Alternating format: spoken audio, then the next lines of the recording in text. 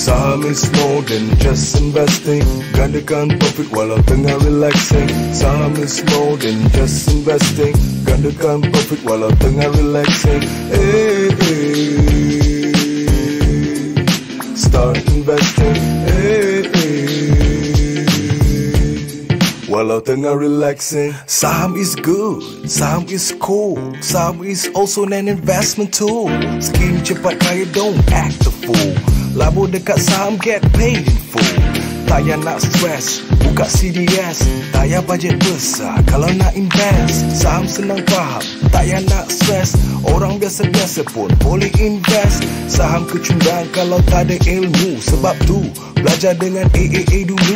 Study fundamental dan technical. Jangan terus jump, itu typical. Kalau melabur, kena ikut trend. Duit takkan beranak kalau simpan kat poket.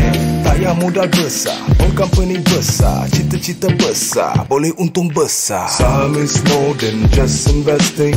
Gandakan profit walau tengah relaxing. Saham is more than just investing. Gandakan profit walau tengah relaxing. Hey, hey. Start investing. Hey, hey. Walau tengah relaxing. Dah buka CDS, jangan takut nak invest. Dah belajar ni best, boleh buat rugi less. Sebelum nak earn, kita kena learn. Supaya invest, nanti duit tak burn. Jangan tamak, jaga emosi. Orang tamak memang selalu rugi. Tak payah kelulusan, tak payah college degree. Suri rumah pun boleh buat benda ni. Kena berani, ambil tahu ekonomi.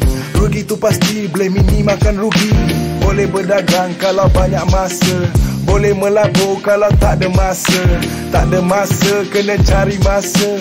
Ini untuk simpanan hari tua. Jadi marilah, ini patut syariah. Duit banyak nanti boleh amal jariah.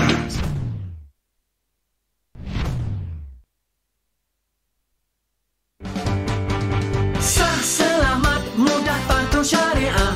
Melabur menambah rezeki. Ayo kita, ayo bangkit berani. Asri Ahmad Academy. Sah, selamat, mudah, patuh syariah. Melabur menambah rezeki. Ayo kita, ayo bangkit berani. Asri Ahmad Academy. Labursaham.com. Labursaham.com.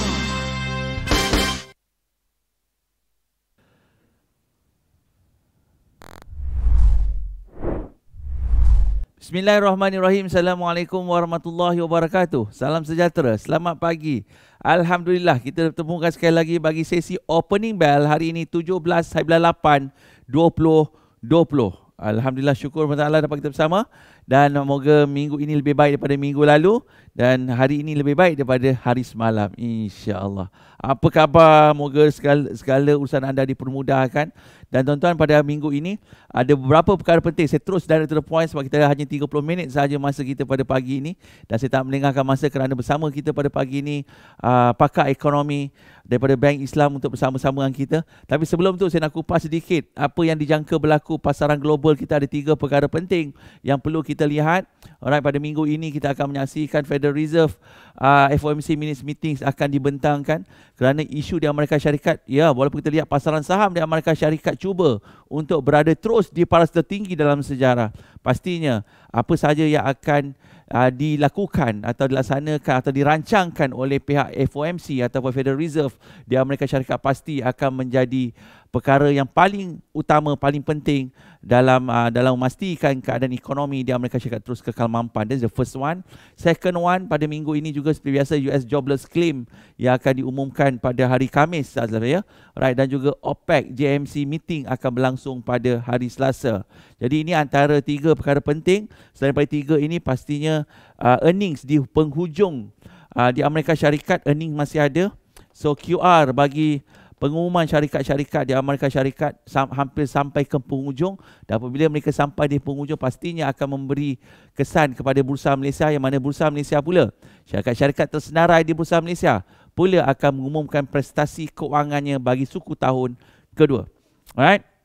So ini antara perkara-perkara penting, katalis-katalis penting yang kita kena ambil tahu yang boleh memberi kesan terhadap pasaran saham di luar negara maupun dalam negara kita. Cuma satu perkara yang menarik perhatian saya, ini adalah perkara-perkara katalis yang kita kena ambil tahu, tapi satu perkara yang menarik adalah data. Kalau saya lihat pada minggu lepas, alright, selepas 25 minggu, alright, kita lihat pengurus dana luar negara atau foreign fund masih terus menjual, tetapi pada minggu lepas sebenarnya merujuk kepada data yang saya peroleh daripada Bank Islam juga menunjukkan bahawa foreign fund memasuki pasaran pada minggu lepas. Ketika kita lihat kebanyakan saham-saham mengalami kejatuhan, tetapi pada minggu lepas net buyer datangnya daripada local retail dan juga foreign institution. Setelah 25 minggu kita lihat data menunjukkan bahawa foreign fund keep selling. Minggu sebelum tu kita lihat hampir 1 bilion, alright, net selling daripada foreign fund. But last week kita dapat saksikan hampir 25 minggu selama ni berlakunya net seller, tetapi pada minggu lepas berlakunya net buyer daripada foreign fund. Cuma jumlahnya masih kecil untuk kita perkatakan berbanding jumlah yang telah keluar daripada pasaran yang begitu besar jumlahnya. Alright, minggu lepas hanya net buying plus minus less than 100 million. Okay, but satu petanda yang agak positif melihat foreign fund coming back. Tapi seperti saya katakan, dia terlampau kecil untuk kita comparekan dengan jumlah pengeluaran yang telah dibuat sebelum ini.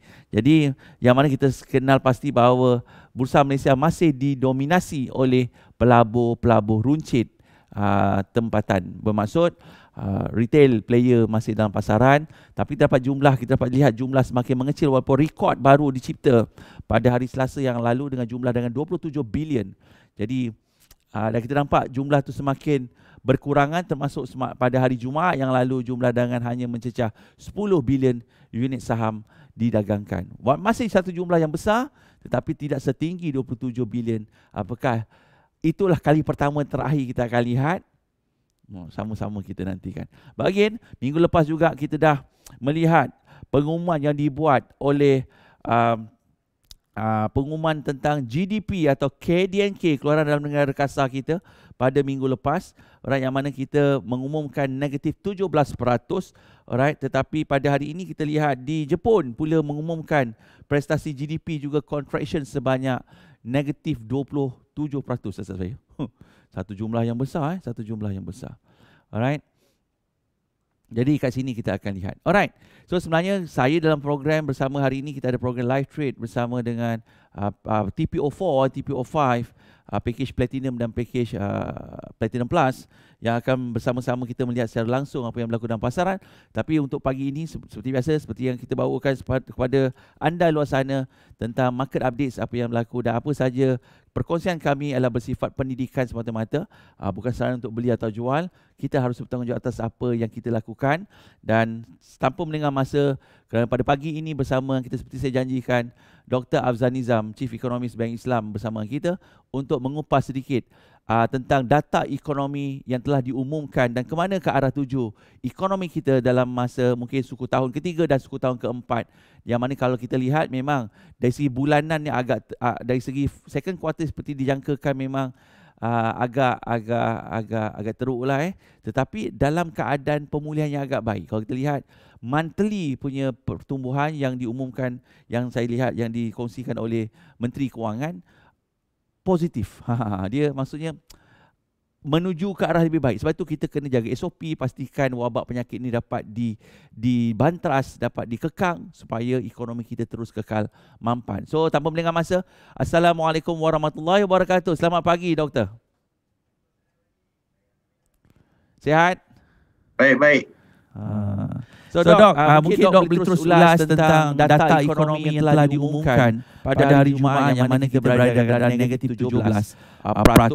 Dan ke manakah kita selepas ini, apa impaknya sebenarnya terhadap pasaran saham? Kerana kalau saya lihat dengan pengumuman yang dibuat, kejatuhan pasaran saham tidaklah tidaklah orang kata teruk macam jatuh market crash ke sebabkan negatif 17 kan. Jadi pasaran masih dalam keadaan baik. So ke manakah kesan daripada pengumuman yang dibuat, ke manakah arah tuju ekonomi kita bagi suku tahun ketiga maupun suku tahun keempat? Haji, terima kasih kerana menjemput saya. Rasanya kita dah bincang isu kemelesatan ekonomi ni, rasa tahun lepas kita dah bincang rasanya. Kita cakap pasal yield curve dan sebagainya.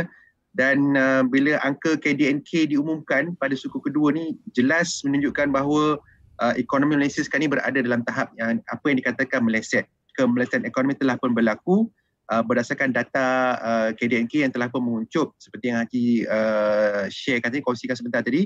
Kalau suku kedua 17.1%, kalau kita ambil kira separuh tahun yang pertama, maksudnya suku pertama dan suku kedua, penguncupannya adalah 8.3%. So jawabnya memang ekonomi berada dalam apa yang dikatakan kemelesatan, yang mana jumlah pengeluaran ataupun perkhidmatan yang dikeluarkan pada satu masa tu telah pun menurun berbanding tahun yang sebelumnya. Jadi persoalannya, adakah perkara ni akan masih berterusan, adakah dia akan makin teruk ataupun ada mempunyai sinar yang orang kata tu boleh kita harapkan. Seperti yang Haji sebutkan tadi, sebenarnya kalau kita lihat data-data bulanan yang terkini, sememangnya menunjukkan orang kata tu terdapatnya prospek pertumbuhan yang mungkin bakal berlakulah pada suku kedua, yang separuh tahun yang kedua ni lah.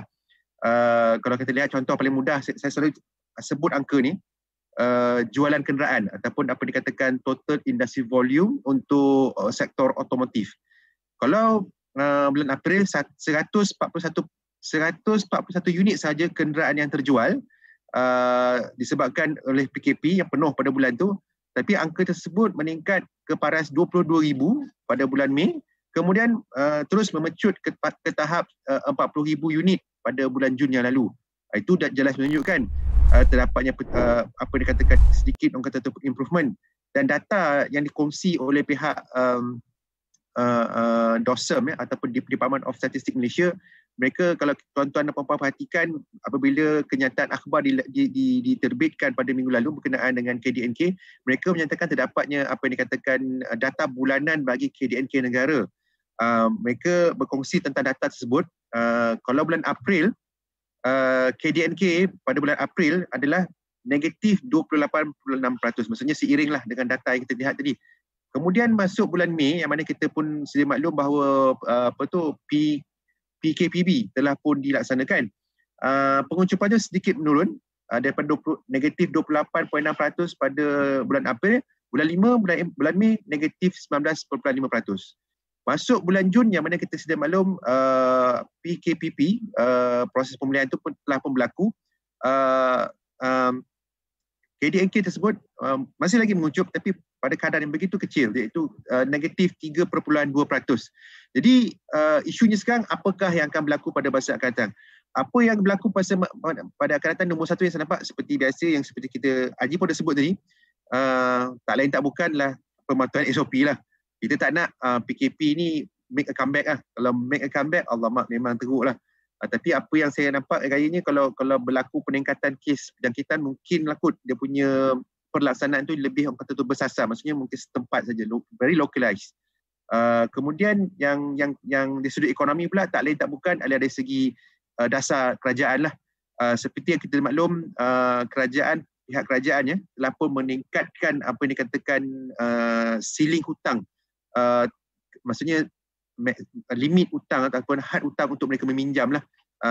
Sebelum ni daripada 55% kepada 60%. Itu menunjukkan bahawa kerajaan Malaysia ni begitu committed untuk memperkenalkan package rasukan ekonomi yang seterusnya. Tapi mereka cuma orang kata tu bersiap sedia. Bukan kata naik je limit tu terus nak lancarkan rancangan. Saya rasa tak mungkin. Maksudnya mereka ni lebih kata tu wait and see dan melihat dasar-dasar sebelum ini yang 290 bilion package rasukan ni, ekonomi tu adakah telah menunjukkan tanda-tanda pemulihan. Maksudnya kalau kata terdapat keperluan, mereka akan melanjutkan lagi ataupun memperkenalkan package rancangan yang seterusnya.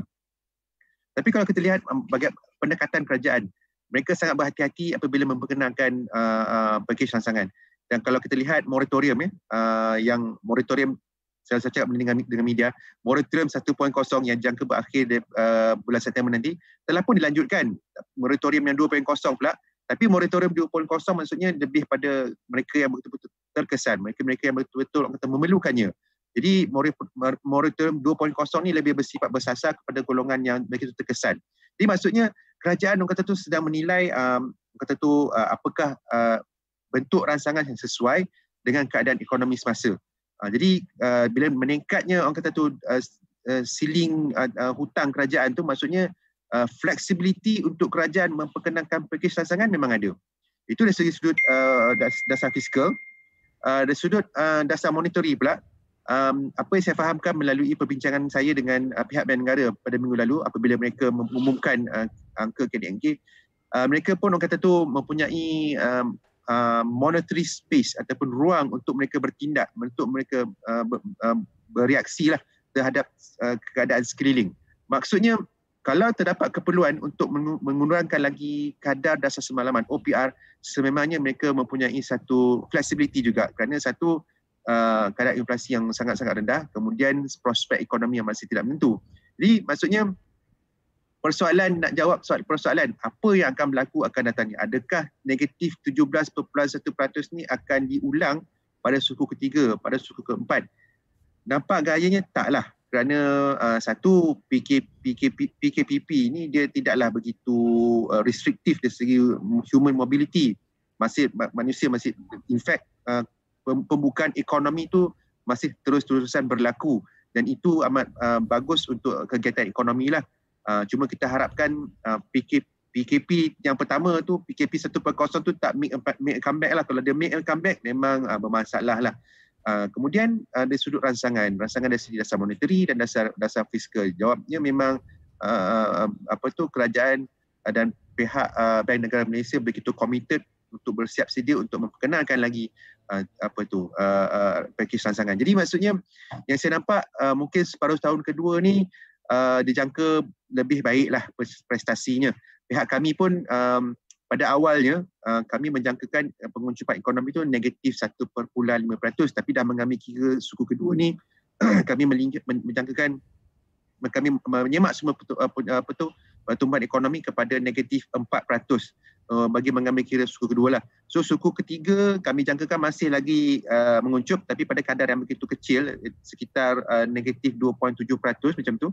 Dan pada suku keempat kami jangkakan pertumbuhan yang positif lah, positif 2.8% macam tu. So all in all kita melihat negatif 4%. So dan selain pada dasar kerajaan dan sebagainya, dan dasar ni bukan kita saja, dasar di serata dunia pun sama juga. Kemudian isu ataupun berita berkenaan dengan vaksin lah. Seperti yang kita maklum, pihak kerajaan Rusia telah pun melancarkan vaksinnya walaupun tahap ujiannya masih lagi kita tak ketahui. Tapi kalau syarikat listed Moderna telah pun menerbitkan kajian mereka di dalam artikel ataupun jurnal New England Journal of Medicine. Jadi ini menunjukkan bahawa tahap kajian mereka tu dah kira advance lah, dah maju dan memasuki fasa yang terakhir, dan kemungkinan vaksin itu akan dijumpai ataupun become successful tu nampak gaya macam tinggi. Jadi faktor vaksin juga saya kira kita tak boleh nak tolak lah. So maksudnya ekonomi dan pasaran kita kena akui bahawa pergerakannya tak sama. Kebiasaannya pasaran saham dia bergerak lebih cepat lagi daripada ekonomi. Dan seperti saya pada awal tadi saya dah mukadimah saya cakap berkenaan tahun lepas kan kita dah bincang dengan kemelesetan ekonomi. Kalau kali terakhir kita menghadapi kemelesetan tahun 2009, sebelum tu 1998, sebentar lagi 1985. Jadi maksudnya macam setiap 10 tahun tu akan ada satu recession lah. So kali terakhir 2009 sepatutnya 2019, tapi dia delay sikit. Dia delay tahun ni lah dia recession. So maksudnya kalau everything goes as planned, insyaAllah kita akan mencatatkan pertumbuhan yang baik pada masa akan datang. Jadi mungkin ekonomi itu akan bertumbuh dan mungkin lah kot, tak tahulah 2030 ke the next round of recession. So maksudnya kita kena cakna dengan apa yang dikatakan kitaran ekonomi dan bagaimana pasaran orang kata tu bereaksi, dan apakah sektor-sektor yang orang kata tu mempunyai prospek pertumbuhan dalam earnings yang lebih baik lah. So sekarang ni kita cakap pasal apa tu saraf tangan getah lah, kemudian kita cakap pasal pharmaceutical. Betul, sebelum ni pun sektor ni pun sektor yang baik, cuma kenaikan harga saham tu disebabkan COVID-19 ni lebih meningkat lebih baik. Cuma kalau ekonomi tu dijangka lebih baik, jawabnya apa? Jawabnya pada at some point in the future, maksudnya kadar faedah akan dinaikkan. Kadar faedah akan dinaikkan, dan bila keadaan itu berlaku, seharusnya sektor perbankan akan mengalami mendapat manfaat, mendapat laba daripada situasi begitu, kerana peningkatan apa dikatakan net income margin. Itu untuk sektor perbankan Islam lah. Kalau perbankan komersial kita panggil net interest margin. Jadi maksudnya janganlah fokus sangat dekat sarung tangan getah. Jadi sektor keuangan pun kita perlu lihat-lihat, dan in fact mungkin sekarang ni dia punya valuation pun quite atraktif. Tapi mungkin kenaikan kadar faedah tu mungkin bukan berlaku secepat mungkin lah. Mungkin tahun 2020, kami jangkakan mungkin tahun 2022 Bank Negara akan meningkatkan OPR, kerana tahun depan ni masih lagi walaupun kami jangkakan pertumbuhan positif sekitar 6.2%, tetapi positif tu disebabkan nombor satu low base. Pasal tahun ni kita jangka negatif kan. Jadi 6.2% tu satu lonjakan disebabkan low base. Kemudian terdapat lagi sektor-sektor utama yang masih lagi orang kata tidak beroperasi secara penuh. Nombor satu, sektor aviation. Kemudian sektor pelancongan luar negara lah, maksudnya foreign tourist lah. Pasal foreign tourist ni penting. Kalau kita lihat daripada tourist receipts 86 bilion pada tahun lalu. Dan sektor aviation pun satu sektor yang penting juga. Jadi maksudnya ekonomi tu tidak beroperasi secara normal lagi. Unless kalau dah ada vaksin, dan vaksin tu telah pun tersebar luas di seluruh dunia, maka sebetulnya baru kita nampak proses normalisasi dalam aktiviti ekonomi. Kerana itulah kami menjangkakan mungkin tahun 2022 baru OPR tu akan naik. Jadi maksudnya dari segi sector rotation, janganlah fokus. Sekarang ni memang menarik lah nak cakap pasal healthcare dan sebagainya, tapi sektor-sektor lain pun jangan dilupakan juga. Contoh sektor construction pun mungkin jangan dilupakan, kerana kerajaan kena membuat fiscal pump priming untuk meningkatkan kegiatan ekonomi, terutamanya ekonomi domestik. Dan buat masa ini kita hanya dengar berita saja berkenaan projek-projek besar ni, tapi companies yang mendapat award tu kita belum dengar lagi. Jadi sektor construction pun mungkin salah satu sektor yang mungkin boleh kita perhatikan lah. Jadi secara keseluruhan macam itulah saya katakan tadi, memang suku kedua ni memang teruk lah. Saya pun tak sangka kalau kita lihat dia punya data-data tu, everything collapse lah kecuali perbelanjaan kerajaan. Okey Haji, saya rasa itu saya punya wrap up lah untuk suku kedua. Mungkin kita boleh bincang lagi ke? InsyaAllah. So Dok, dari kita lihat last but not least, before saya tahu you ada sesi yang terus jam 9 pagi. So kalau kita lihat seperti kita bincang tadi, seharusnya sebagai seorang pelabur kita patut melihat sektor-sektor yang belum memulakan pergerakan, ataupun sektor-sektor yang berpotensi apabila ekonomi recover, daripada kita fokus kepada sektor-sektor yang telah melonjak begitu tinggi sebagai contoh sektor healthcare. Dan selalu diingatkan bahawa sektor healthcare ni memang telah naik banyak. Kenaikan bukannya puluhan peratus tapi ribuan peratus dalam tempoh masa yang pantas. Pastinya risiko kepada para pelabur yang baru ingin masuk pasaran akan terdedah dengan risiko yang lebih besar berbanding sektor-sektor yang baru bermula.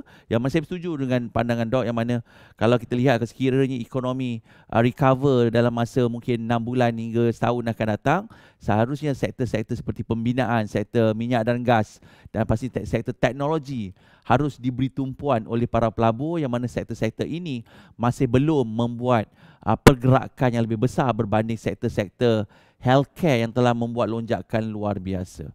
Alright, dan nasihat kepada mereka Dok, kepada mereka yang mungkin baru nak terlibat dalam dunia kewangan. Sebab kita tahu hari ini bukan keadaan ekonomi yang begitu mencabar, data menunjukkan data yang menggerunkan. So apakah persediaan kita untuk menghadapi cabaran ekonomi ni?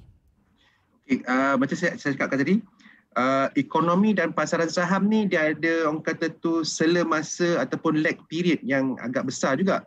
Sekitar 6 bulan macam tu lah, ikut 3 ke 6 bulan lah. Jadi kita pula bila dengar berita KDNK menjunam 17.1%, terus dah panik kan. Jadi macam kita kena tanya balik lah, adakah pasaran dah price in situasi ni?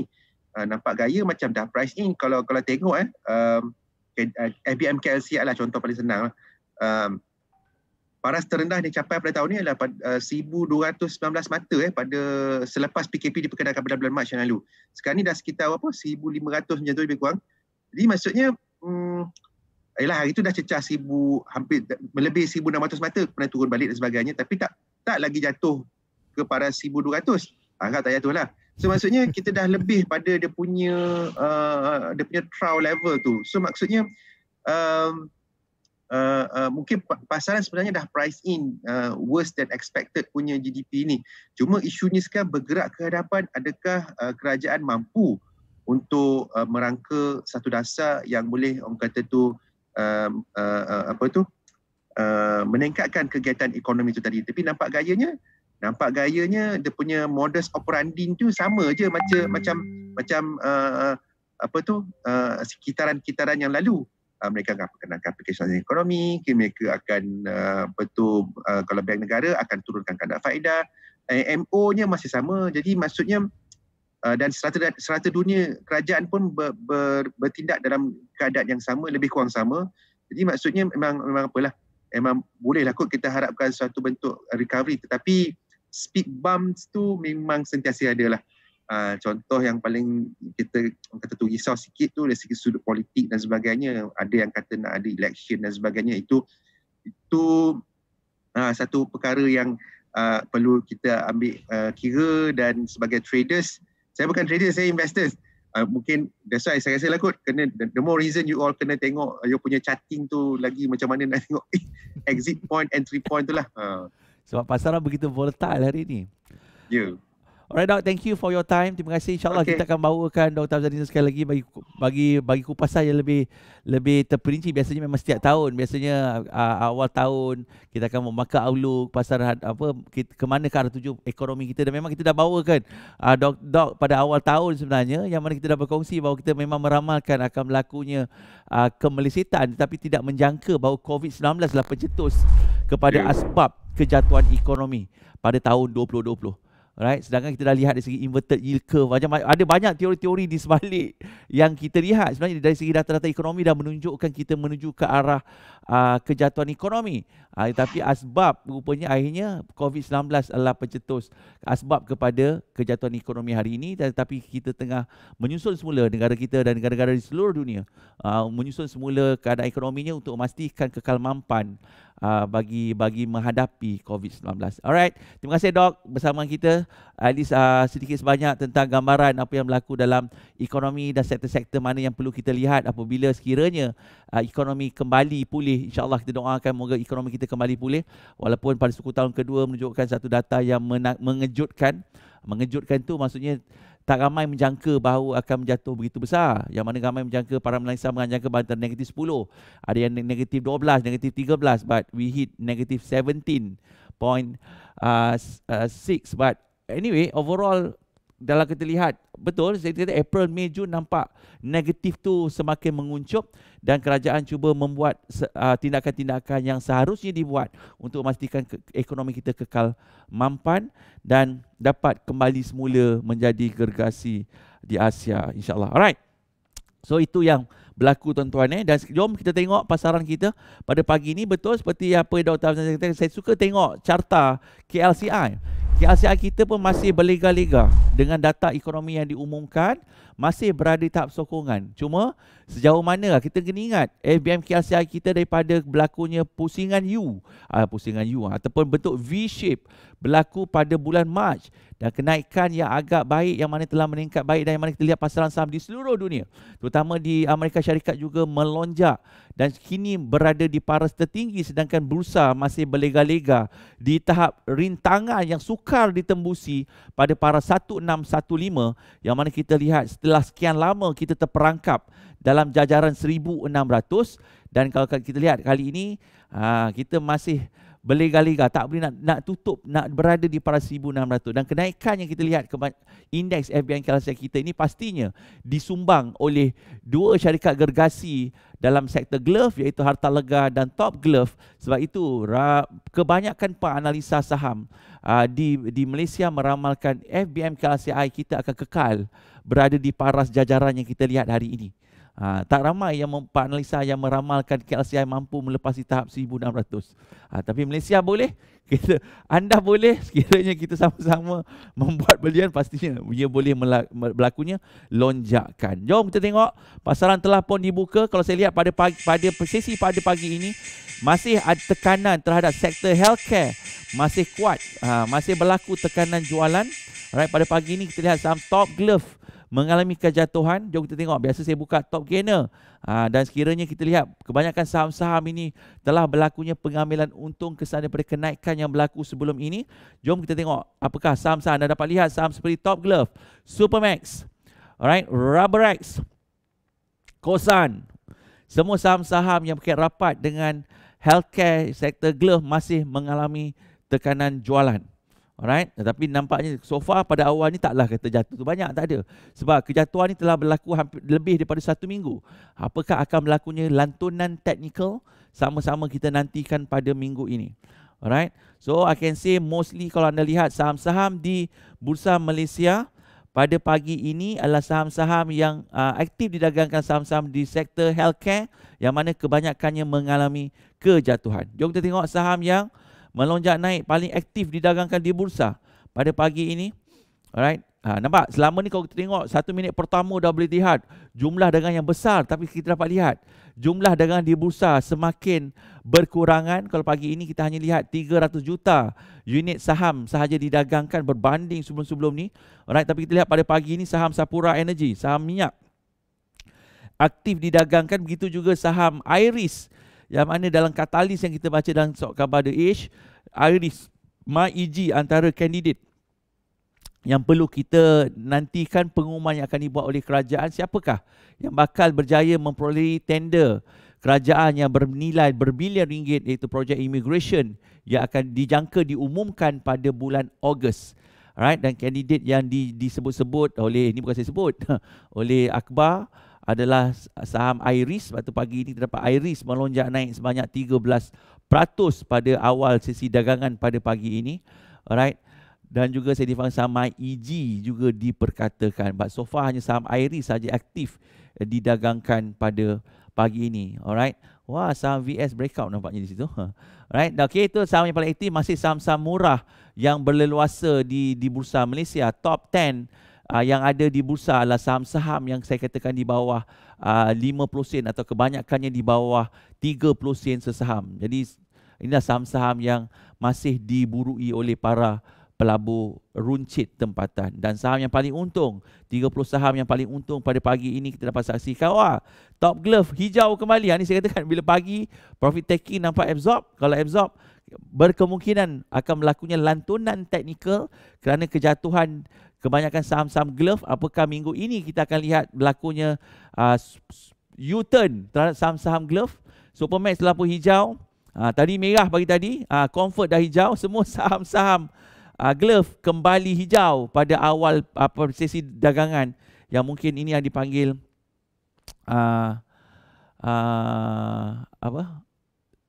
technical rebound. Okay. So itulah yang berlaku, dan indeks kita telah pun positif pada pagi ini. Alright, telah pun positif.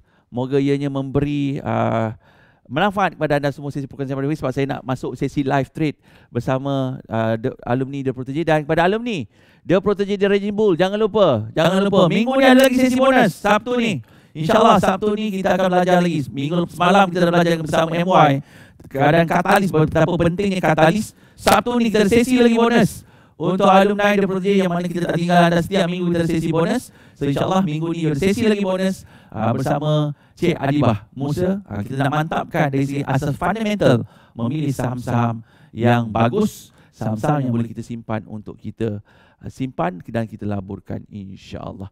Moga sesi ini bermanfaat pada semua. Alright, dan jom kita tengok, kita doakan moga lantunan teknikal ini memberi senyuman kepada anda yang menggunakan kaedah buy on dip untuk membuat tindakan membeli saham-saham ini, kaedah buy on dip dan meraih pulangan yang luar biasa dan dijauhi daripada rugi yang sia-sia. Alright guys, terima kasih banyak.